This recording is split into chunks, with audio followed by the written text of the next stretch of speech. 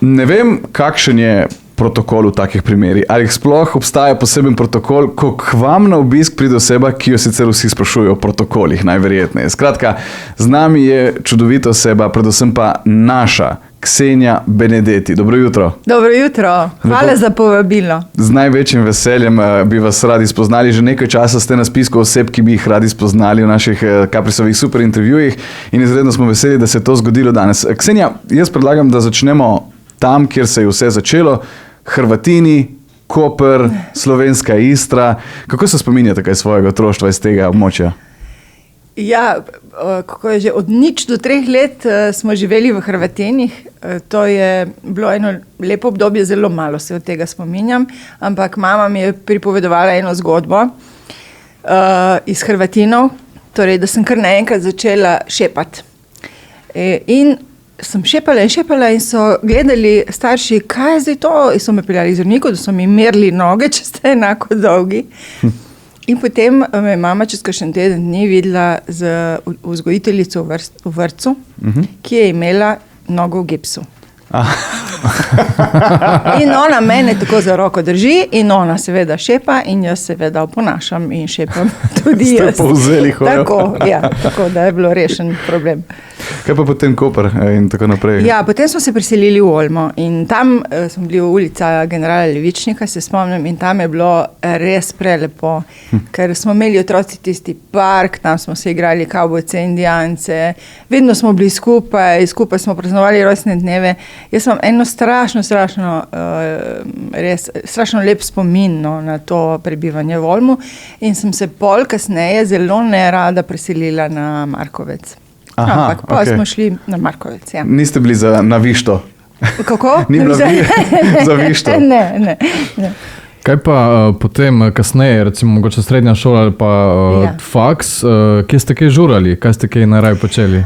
Jaz sem šla potem na gimnazijo, hodila sem na osnovno šolo Dušana Bordona in potem, ker je bila moja mama podravnateljica in to, mislim, eni mislijo, da je bilo lažje, tako ima fige, kaj je skozi kontrolirala. Kaj počne? V dobrem seveda ne, ampak meni ni bilo to všeč. Potem sem pa šla na gimnazijo Koper in tam sem imela super učitelje, res razredničarka je bila Jasna Čebron, ki je sjajna bila, res.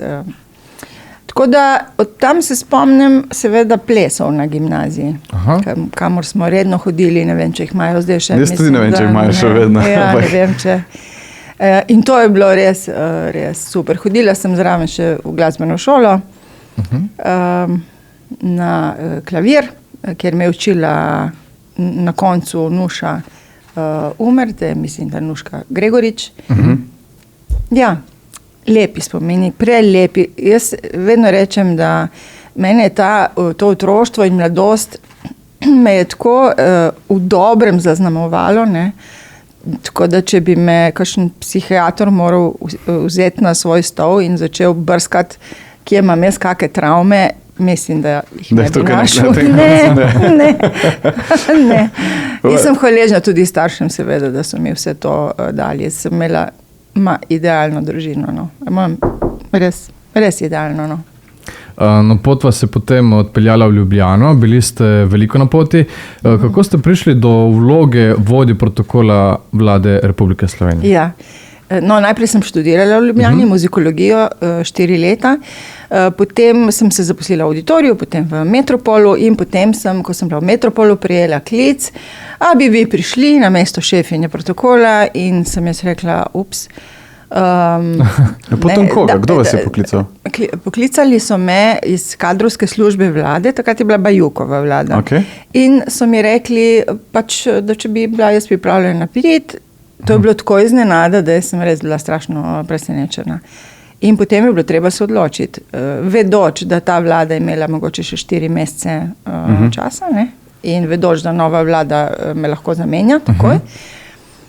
Ampak potem sem rekla, nič.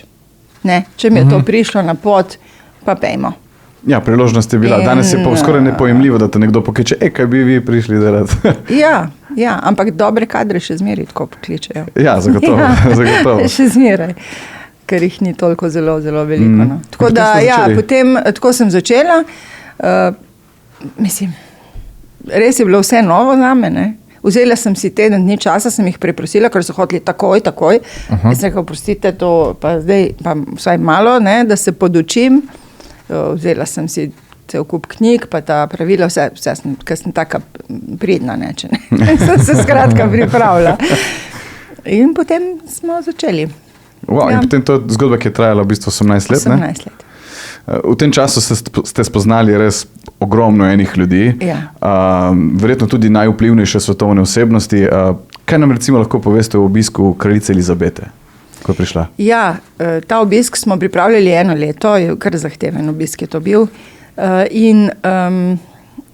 Mislim, to so bili eni posebni občutki. Kar je ona naredila drugače od drugih državnikov, ki so bili pri nas, je, da je na koncu obiska, preden je odšla, mislim, da je bil tisti večer, preden je drug dan odšla, poklicala nekaj nas, ki smo sodelovali pri tem obisku, vsakega posebej k sebi v nek prostor v hotelu, kjer je imela rezidenco, mislim, da je bil Union to, in z vsakim od nas je imela 5-minutni nek pogovor, vsakemu od nas se je zahvalila, vsakemu od nas je dala svojo fotografijo s podpisom.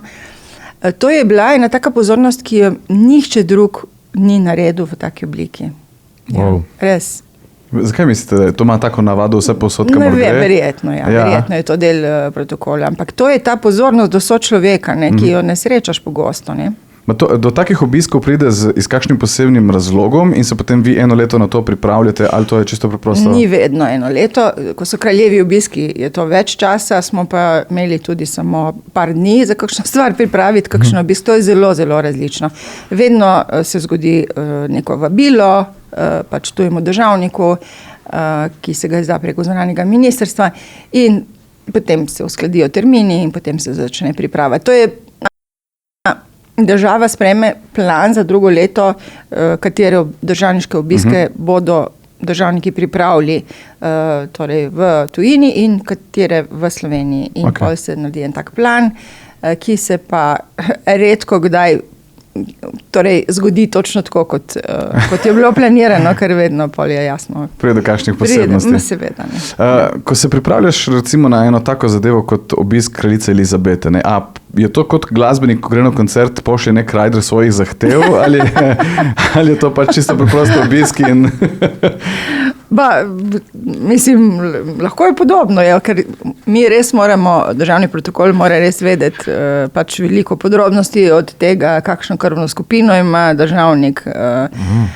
Ja, tudi to mora vedno obvestimo. To seveda zadržke, bokvari, kakšne alergije. Enkrat se nam je zgodilo, da so nam eni pozabili sporočiti za enega predsednika vlade, da je alergičen na oreške. In pa smo šli na večerjo, kjer so bili oreški v hrani in se je on začel dušiti. In bilo to, ne bom nikoli pozabila, jaz sem mislila, da me bo kar vzelo, in potem so skočili tako iz njegove delegacije, ker so vedeli, zakaj gre, so mu dali tisti anafilaktičnik. Ja. In je bilo pol vse v redu, predsednik je mene gledal, ne, kaj zdaj to, kaj niste vedeli, v tem smislu, ne, ker protokol je vedno kriv vsega, ne, tudi če dežuje ali pa je prevroče. Tako da potem so pa oni takoj zatem, ko je se to uredilo, pa smo naprej imeli večerjo, pač navadno se upravičili, ker nam niso tega vnaprej sporočili. Ok, torej so naredili mea culpa. Ja, tako. Vse to. Ja. Ok. Kaj pa recimo, zvedeli smo, da ste tudi spoznali nekdanjega predsednika Združenih držav, Georgea Busha. Kako je bilo to? Kakšno srečanje je bilo to? On je bil 2-krat v Sloveniji, medtem ko sem jaz bila šefinja državnega protokola, in kako bi rekla, pustimo zdaj politiko, ne? Ampak on kot človek je bil fajn, v smislu, lepo je bilo tako kramljati z njim, ni bil nenadut, ne, tako je bil zelo, vem, da ima zelo rad humor, smo se večkrat kaj pošalili, tako da kot rečeno, pustimo politiko ob strani, ker če ne, lahko 3 ure govori. Ampak tako prijeten človek, no. Ja. Ja, ni imel tudi on kakšno posebno anekdoto, ali bi vedno tako v redu? On ni alergičen na oreščke, verjetno. Ne, ni, mislim, Ni bilo nič kaj zelo posebnega. Mislim, da smo mu dali za darilo kolo, ker je slovensko to, mislim, da ne delajo jih več kult. Ja, ker je rad kolesaril in je pol to dobil za darilo. Kaj pa mogoče je on si želel, oziroma kakšni so bili pogoji pri njegovem obisku? Mogoče, ne vem, temperatura prostora, kakšna posebna pijača? Ne, to ne. Tle pač pri Američanih, pa pri Rusih, pa pri Turkih je zelo pomembna ta varnostna komponenta. Torej, da se oni počutijo neogroženi. Ja, in tudi varnosti je zelo veliko in so zelo, ko bi rekla, pač to je velik izziv, no, pri njih največji. Ampak spijo navadno v hotelih, ponavadi verjetno pol, ne? Odvisno, spijo lahko na Brdu ali pa ponavadi ali je bil to Union, hotel Union, včasih hotel Slon, zdaj ne vem, kje vse spijo, ampak ja, hotel je potem rezidenca, ne? Recimo Kraljica je spala v centru Ljubljane v hotelu Union. Še eno zadnje vprašanje mogoče glede vašega dela protokola. A se pomnite koga, ki je pa bil res tako, mogoče malce neprijeten? Ker zdaj smo povedali dva, ki sta bila izredno, lahko rečemo tudi prijetna. A je bil kdo, ki, komaj čakam, da gre nazaj domov? Ne rabi poimensko, samo povejte, če je bil. Ne, vse veste, da to ne bom povedala. Lejte, tako kot smo pač ljudje vsi različni, so tudi pač voditelji in voditeljice, državniki, državnice, različni ljudje. Eni so zelo odprti, prijazni, eni so malo bolj zadržani, tako pač različni smo, da bi bil pa kdo prav zares zelo, zelo nesramen, pa ne. Mislim, pri obiskih si to tudi težko privoščijo in to ni prava slika, ne. Prava slika je, kako se državnik obnaša do svojih sodelavcev. Ok. Tam se veliko... Tam se pa vidi potem naravo človeka. Značaj pa, razumevanje. No, glede na to, da ste tudi sodelovali s številnimi slovenskimi politiki in bili vedno poleg njih in verjetno preživeli več kot samo 1 uro na dan, smo pripravili nekaj fotografij. So na sliki, na teh slikah pred vami. Lahko ste brutalno iskreni do tega, kar si v teh osebah mislite, ker namreč mi ne bomo pokazali, kdo so. Ampak so ljudje, s katerimi ste delali. Zdaj, ampak vi boste videli. To pomeni... Mi jaz in Pankos tudi ne bomo vedela. Mi to tudi ne vemo. Tako da vi si lahko privoščite in poveste vse, ne vem, hodi po strani, ima čudne navade, ne vem kaj tazga. Lahko si privoščite vse, kar želite. Te listi so tam, kamere so tam zadaj, tako da morate skriti, da se ne bo videli, da samo vi vidite. Okay. Vi kar lepo zamite. Kot pri kartah. Kot pri kartah, kot da igramo poker. 6 jih je. No, prva slika je najlepša, ne? Ja, najlepša. To so pa slike našega Jaka Ivančiča, so da lepo zadje. A Jaka Ivančič? Jaka Ivančič. Jaz vas spremljam, super ste, res. Super ste. Se upravičujem za to. Ne, res, super, res. Joj. Ja, ga ne damo. Ja. Zdaj obrnite, če ne se bo videlo. Prelepa, tašne lepe. To je kot kakšen akvarel. Mislim, tukaj ni še nikogar, ne. Ja, samo morate paziti, da ne boste obrnili. Ja, če ne bomo že mi s kamerami. Čakaj, pa še ena taka lepa je. 6 jih je lepih. A ja, okej. Super. Ja, ne se sliki Jaka Ivančiča, ne rabite komentirati, morate pogledati drugo sliko. Zakaj ne, če so pa tako lepe? Mislim, da Ksenija počasi kupuje čas, veš, da ne rabi obrniti slik. Ok, zdaj pa obračam, ne? Ok, ja, da vidimo. Ja.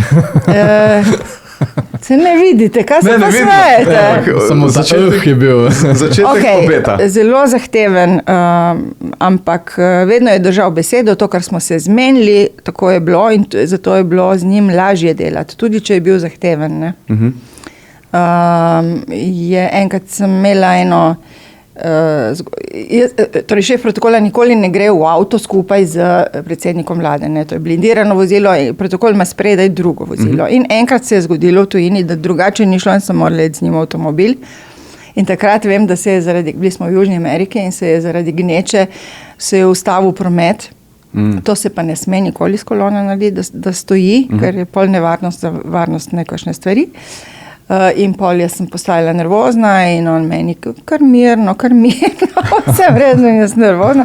In pol so, se spomnim, takrat naši varnostniki skočili ven iz varnostnega vozila in naši varnostniki slovenski uredili promet tako, da smo šli naprej. Wow, ja, okay, to je bilo, kaj bi morali varnostniki gostitelja. Ja.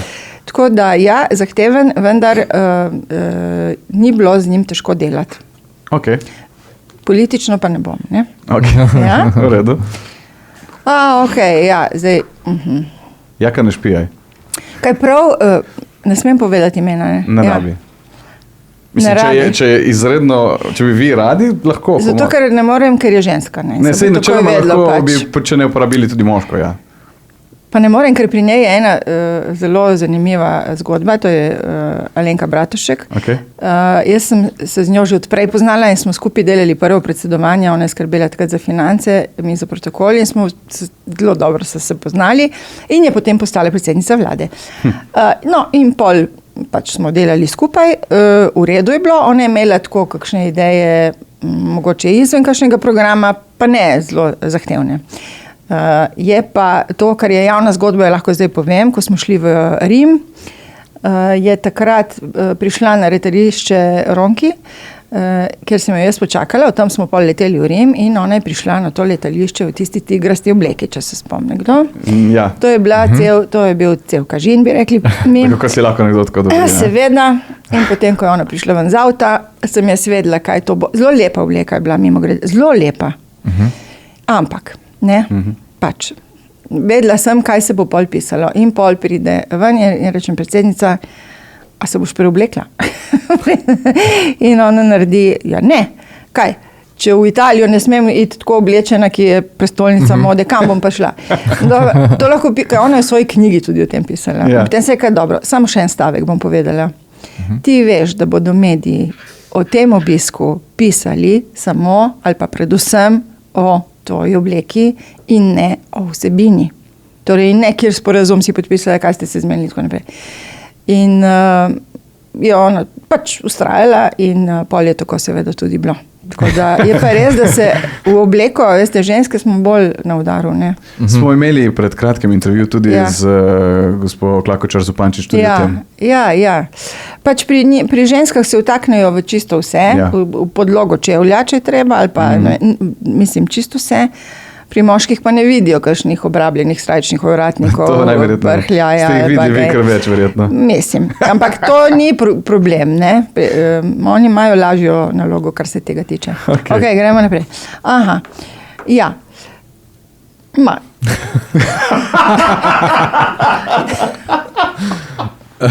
Dobro, ne morem, ne, sej ne bom nič takega povedala, kot se že ne ve. Torej, z Borutom Pahorjem sem delala na vseh treh njegovih funkcijah, ko je bil predsednik državnega zbora, predsednik vlade in pa predsednik države. In on je bil v bistvu najbolj zahteven v tem, da je bil samo svoj. In on je rekel, mi smo imeli planirano, da gremo s kolono, ne, gremo peš. In to je cela reč pol to spremeniti, ne.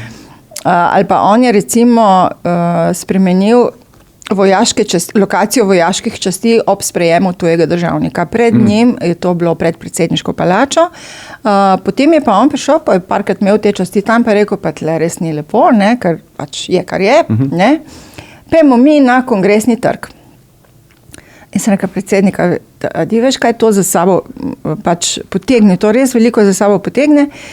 In pol on meni, ja, pa je tam, skratka, jaz sem godrnjala, on ustrajal, no, pa dejmo, pa smo to pisali, šli gledati in pol je bilo treba tam 2 cesti zapreti, veliko več dela, za to, da se trg. Sploh, če tik pred zdajci. Ja, pa skratka, ne, pa ni bilo tik pred zdajci, smo imeli dovolj časa. To je bil. No, moram pa pol reči, da ko smo prvič to naredili, pol pri nekem obisku, sem pol nekaj z njim govorila in sem rekla, predsednik, jaz priznam, da si imel prav. Ker je res, je bilo več dela, ampak je to čisto občutek. Ne moram reči, da ima občutek za estetiko. Ja, zopet o politiki ne bom, ne pa o drugih. Ampak to, z njim je bilo težje delati, torej, ker je imel te na hitro, ne, si je pač nekaj zaželel in je pol smo morali to nekako loviti sapo, da smo pol to izvedli. Sicer pa je tudi, moram reči, poslušal kdaj, mislim tako, če sem mu res nekaj z argumenti povedala nazaj, moram reči, da ni pol res ustrajal. No. Je pristal na to? Ja. Okay. Ja. Vse odprtost je pomembna. Ja. Doktor Drnok, sorry. Ok, ste povedali. Nič kolega. Ja. Dobro, prvega ne vemo še vedno, tako da je v redu. Dobro. Skratka, on je bil, ko bi rekla, navidezno zahteven, v resnici pa ne toliko.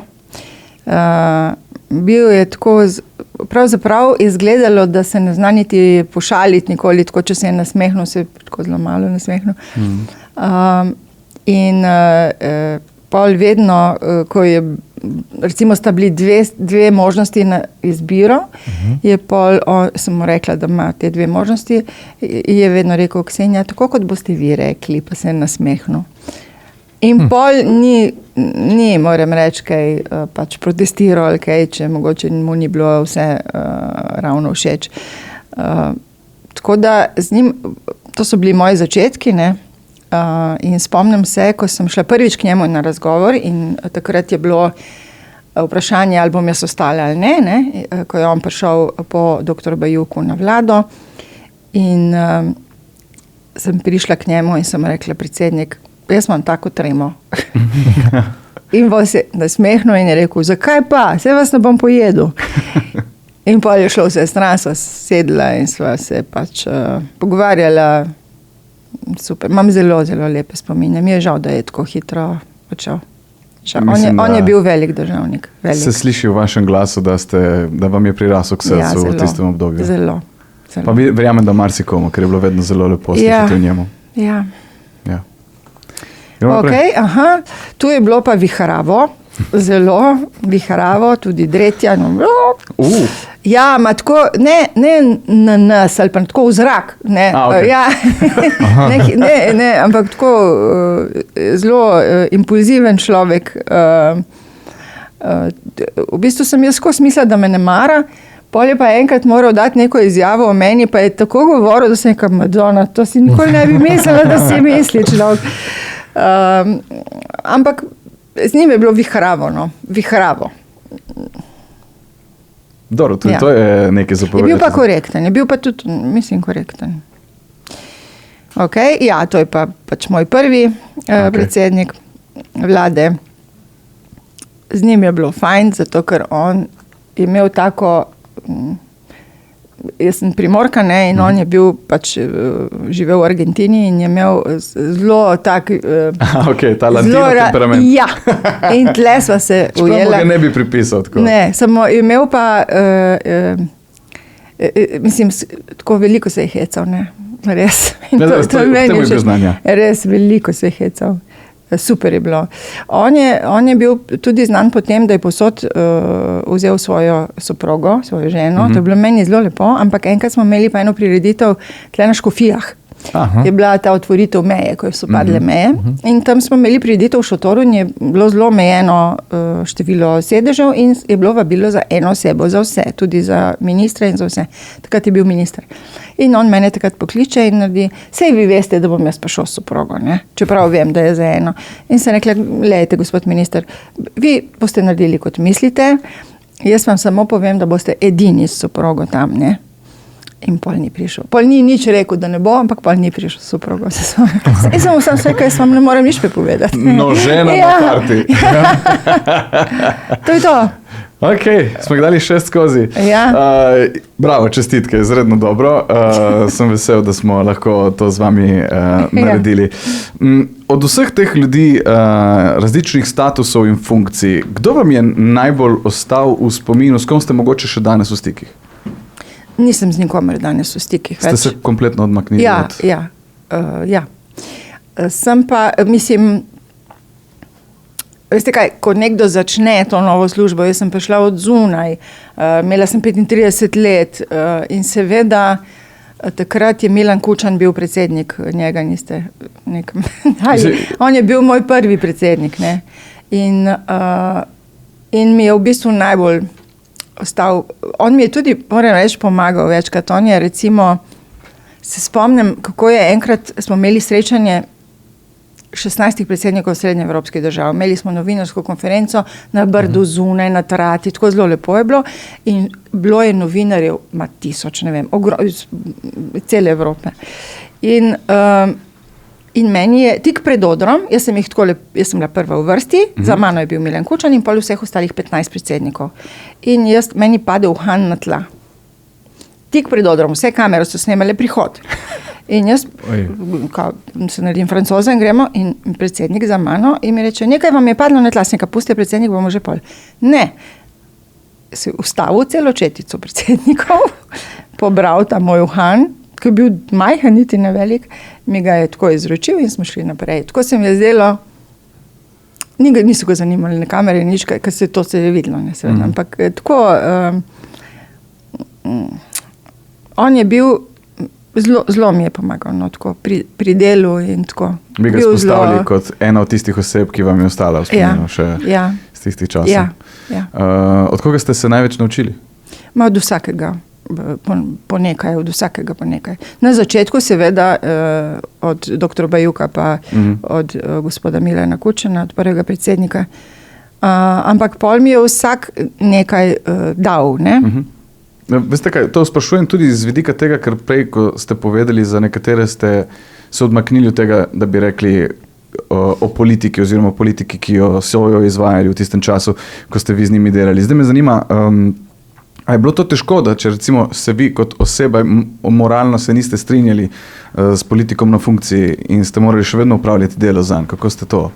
Ja, ko delaš v protokolu, je treba to odmisliti. In je vedno treba gledati samo na funkcijo. Če ima nekdo funkcijo predsednika vlade, predsednika države, moraš odmisliti ime in priimek in osebo, če delaš v protokolu. In kljub temu ste našli veliko pozitivnih stvari za povedati.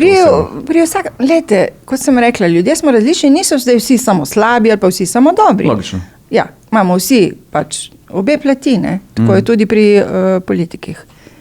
Mogoče eni imajo malo več slabih plati. O tem kdaj drugič. Ampak vsak ima oba pola, no, zagotovo. Ja. Verjamem. Tudi sami ste pustili močan pečat v Auditoriju Portorož. Tudi imamo en posnetek direktorja Auditorija Portorož, ki vam nekaj sporoča. Si boste nadeli slušalke, da boste slišali, kaj pove. Ok, Borut. Bom tako, da si ne pokvarim frizuro. Lahko, boste morali samo stisniti te zgor, da bo začelo delati. To, kaj stisniti? Ne, ta trakec od glave. To malo stisnite proti tem. Tako, zdaj se bo poslišala. Okay. Pozdravljen, Žiga, in čau, Ksenja. Bivši sodelavci iz Auditorija Portorož ti pošiljamo en velik in topel objem in vabimo na partido Briškole, vi, da končno določimo zmagovalca. Pozdrav vsem poslušalcem Radio Capris.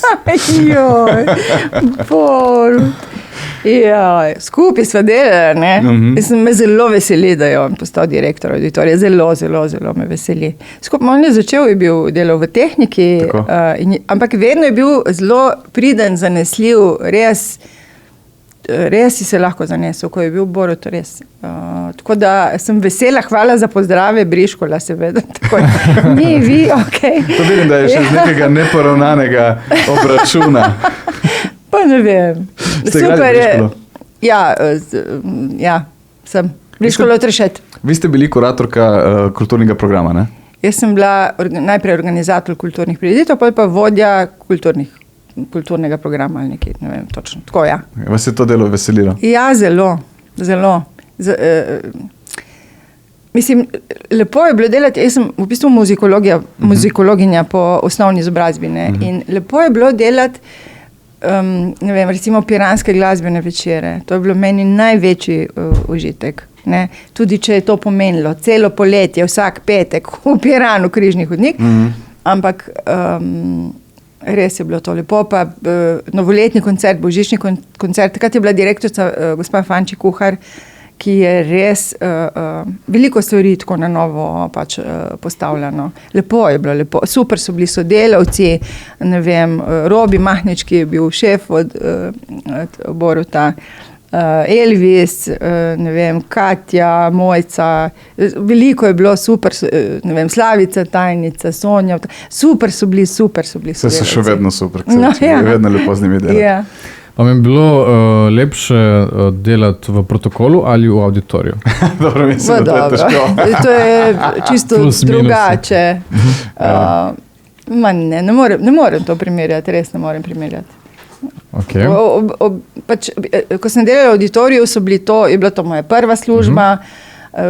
Veliko preveč sem se sekirala pri obeh službah, res. To zdaj vidim v bistvu za res malenkosti, ker sem bila taka picajzla, ne. Ampak v oboje je bilo v redu. V auditoriju sem bila 7 let, no. To je bilo tudi kar dolgo. Ja. Kdaj pa ste začeli poučevati protokol? Pa 1 leto potem, ali pa 1 do 2 leti potem, ko sem postala šefinja protokola. In to nisem imela sploh namena. Prišla je k meni ena gospa, Daniela Brečko, in je rekla, kaj pa če bi vi imeli to predavanje, pa se vi to znate. Pa okay. In sem pol počasi začela. In na začetku je bilo to parkrat na leto in pol počasi sem, kadar sem lahko, ne, ker to je bilo treba za dopust in tako, če si predaval, pač je bilo to čisto ločeno od te službe. Ampak pa sem sigurno, kakšno enkrat na mesec sem šla. In potem je nastala akademija počasi? Ne, to pa ni bilo, to pa je nastalo po 18 letih.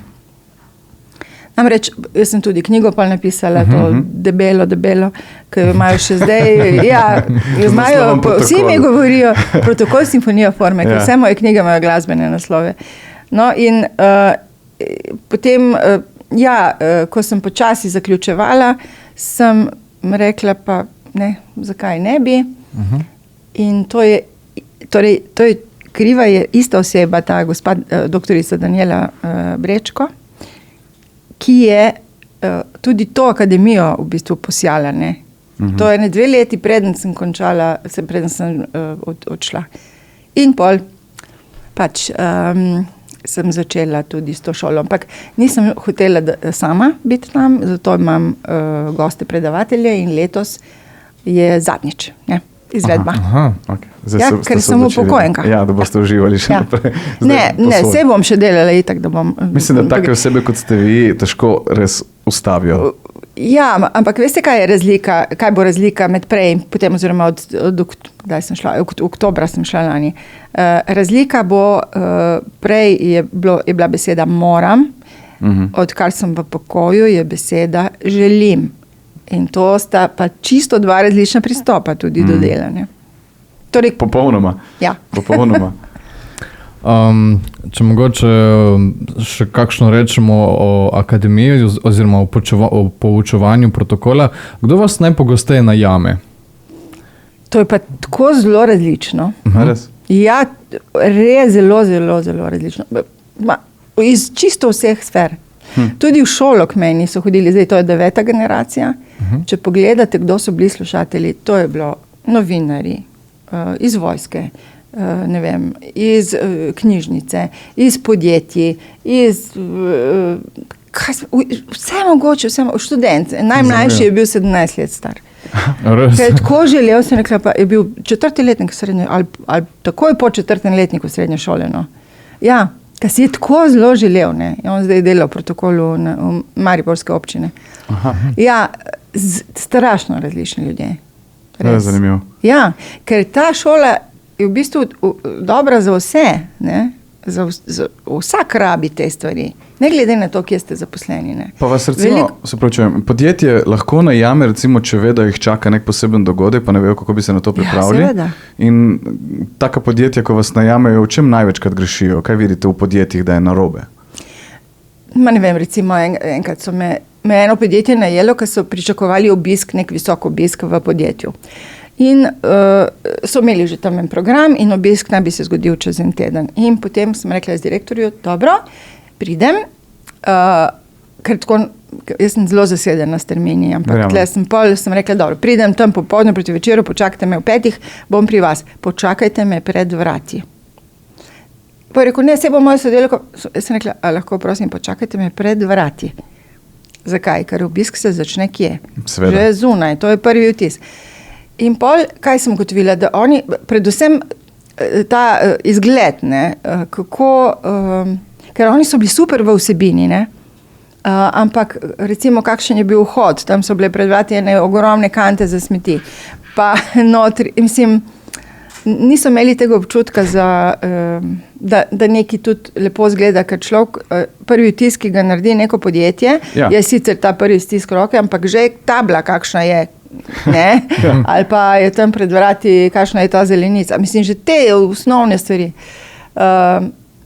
Tako da tle ne, niso imeli recimo nekega ostrega očesa. Torej površinsko so še ok, mogoče se mislim, ampak vsebina, jedro za te osnove, pravzaprav bomo rekli, so mogoče. Jaz sem vesel, ker jaz sem jo pričakal pred vrati.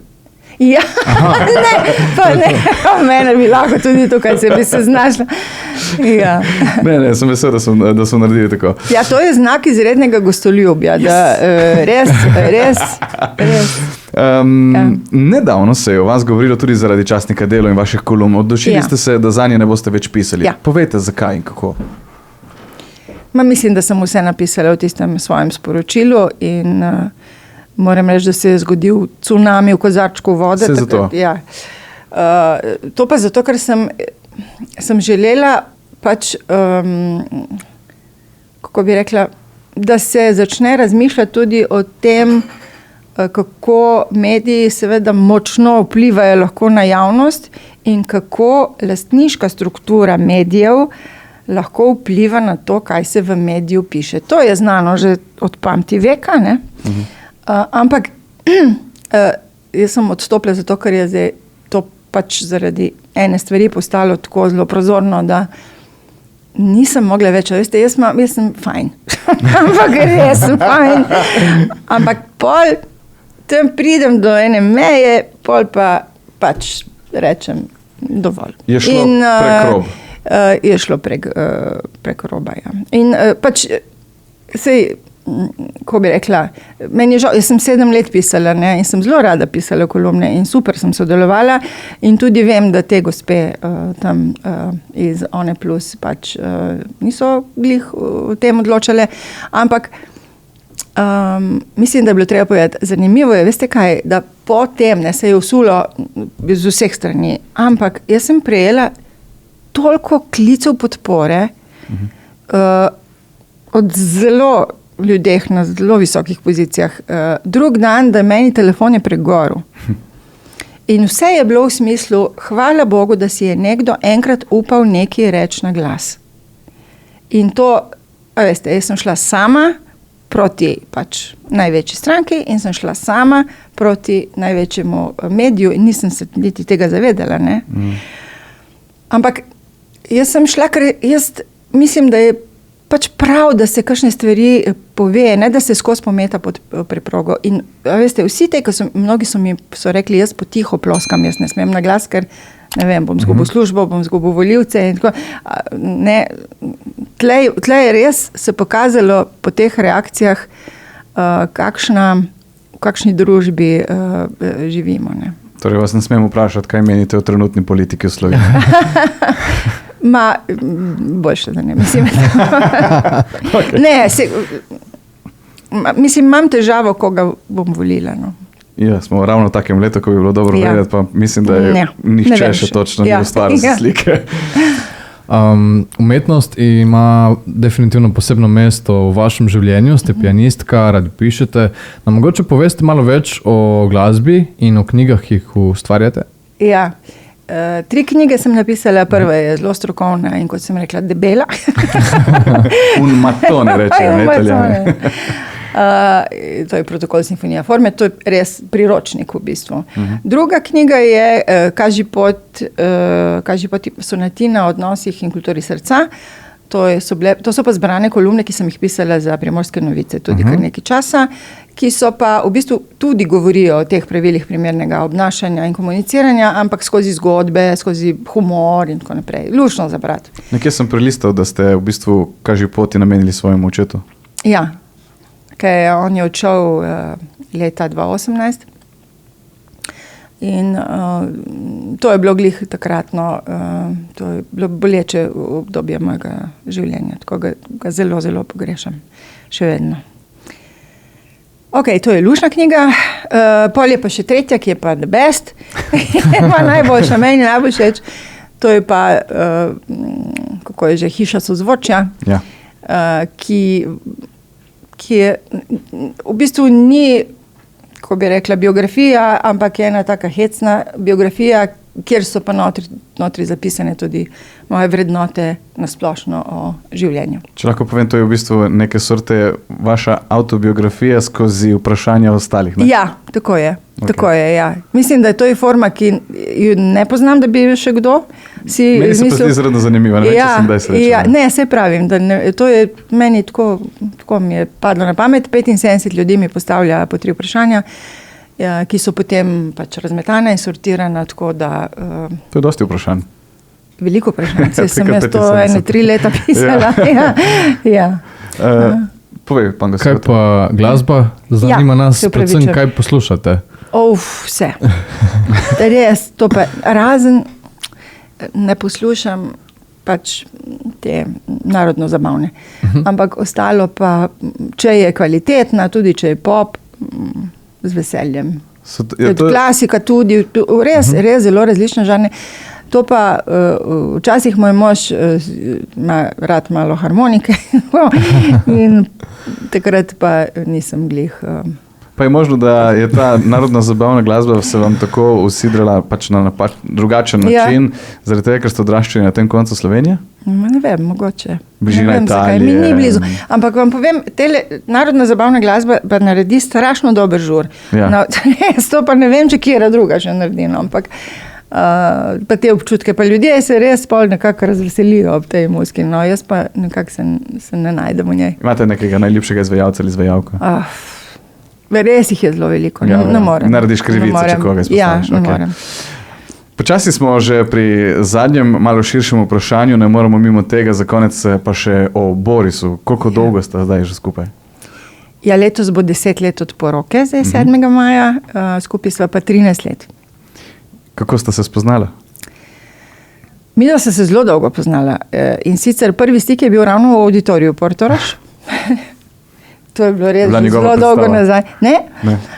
Fanči kuhar mi je rekla, pripravljali smo proslavo ob kulturnem prazniku in Fanči kuhar je rekla, pokliči Kavaco, reči, če pride on recitira Zdravljico k nam. Jaz kličem Kavaco in rečem, gospod Kavaca, mi bi pa to in to imeli, če ste pripravljeni. On meni, ja, jaz sem zelo drag, veste. In okej. In pol mi pove ceno. In pol jaz rečem, vas pokličem takoj nazaj, grem k Fanči, povem ceno, vzemi. In pol kličem nazaj in mi reče, jaz ne bom Zdravljice recitiral, jaz bom Povodnega moža. Dobro, grem nazaj k Fanči, on bo Povodnega moža, vzemi. In potem je prišel in je to odrecitiral in je, mislim, on je res izreden, ne? Ali pa izjemen, takega nino. Tako kot je on to naredil. Meni on takrat ni bil tako všeč, kot bi rekla, kot moški ali pa tako, ampak kako je pa on to, ja, je pa nekaj neverjetnega. No in pol sva bila tako na dober dan, živijo, srečno novo leto, čestitke in tako naprej. Vedno, ko smo se videli v gledališču Koper, smo kakšno rekli in pol sem šla enkrat na Slavnik in jaz sem prišla glih dol in on je prišel gor, je šel gor v smačkast, ne. V All-Starkah, brez palc, da gre na Slavnik. Ja. Jaz srečam, on je bil z bivšo punco, takrat sem rekla, Boris, dej ti lahko posodim palce, lej, vzemi vsaj palce, s temi supergami, ajde. In pol je vzel palce, pol mi jih je prinesel vrniti, pol je bila spet pauza, 2 leti, 3, skratka, pol sem bila nekako oba samska in pol sem ga povabila na večerjo, ko sva se tudi to menila že 1 leto, da greva enkrat jest in pol je ta večerja trajala Še traja. 13 let. Ja. Kako ste mogoče na začetku gledali na to, da sta oba dve javni osebnosti nekako in da je med vama taka starostna razlika v bistvu? Ja, mislim, na začetku sva se kar skrivala nekaj časa, ne. Ker ni težko biti po zobeh ljudi, ne? Ne, sva hodila tle v milje, pa sva hodila čez mejo. Pol pa pač počasi to prišlo ven in takrat je bila to kar novica. No. Ampak, veste, da jaz o tej starostni meji nisem nikoli razmišljala. Da bi res... Ne. Jaz mislim, da če sta dva, v bilo kjero smer, ženska, moški, starejši, mlajši, da če sta dva, če se tako ujameta, ne, da je to postranska stvar. Torej, če sta na neki enaki frekvenci, nekem istem valovu, je to v bistvu lažje za začutiti. Ja. Kako so vas pa sprejeli Borisovi sinovi? Super. Ja, mislim, tle pa res. Mislim, da so bili zelo veseli. Mi se zelo razumemo in smo tudi zelo, zelo povezani. Tako da je to ena zelo lepa družina cela. Ja. Mogoče še zadnje vprašanje, ki lahko zveni zelo romantično ali pa ne, odvisno kako ga boste sprejeli. Kako se je zaljubiti v bistvu pri 46 oziroma 71? Zelo lepo. Ja, mislim, to se zgodi. In vedno, ko se človek zaljubi, je to nekaj lepega. Pomembno je, da ta zaljubljenost, ko preneha, ker to so ti začetni hormoni, ki mislim, da tam do enega leta še nekako gre, pol pa je to nekaj drugega. In iz te zaljubljenosti greste lahko v ljubezen ali pa v nikamor. Mislim, ali pa lahko pač odnos propade. In pomemben je ta drug del. Ko ta kemija gre, ko to slepo navdušenje gre, ko tega ni več, to je pomembno. Pol kakšen je ta odnos, da je to ena podpora, zaupanje, da je v njem humor. Skratka, pol je pomembno, ne. Ta zaljubljenost je fajn, tako, ko se človek lepo počuti, ampak pol pa pride življenje, pa pride, ne vem, pridejo položnice, pride, ne vem, kakšen zdravnik. In tle se pol vidi, kakšen je v resnici odnos, koliko je trden. Ne, in to je pomembno. Ste zdaj veliko v Ljubljani, prijete večkrat dol na Obalo?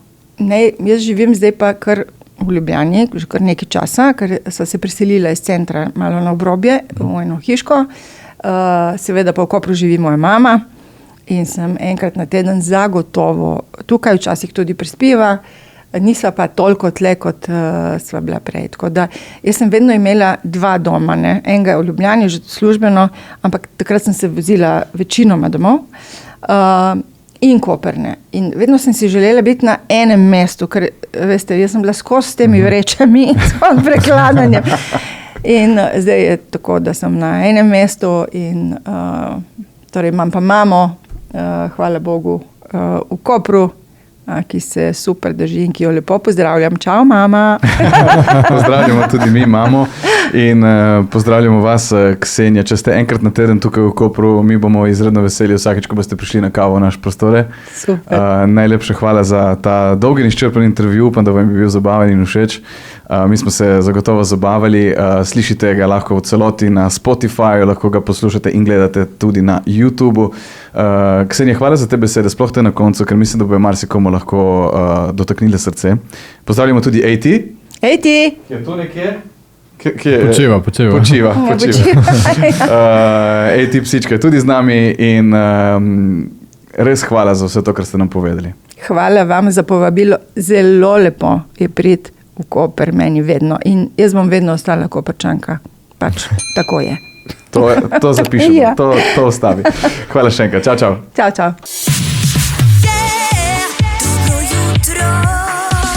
Rustja, Manca in Pangos.